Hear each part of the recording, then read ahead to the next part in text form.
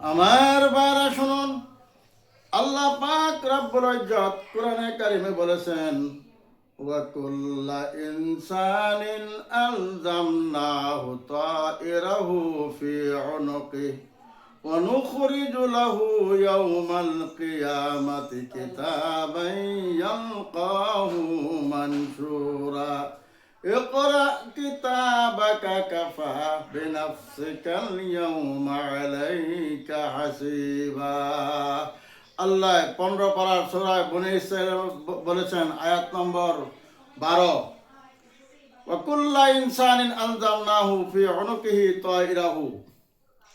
তা আল্লাহ পাক রব্বুল ইজ্জত প্রত্যেকজন মানুষের সাথে একটি করে ধুলা মনা লটকাই দিছে, সব কিছু রেকর্ড হচ্ছে।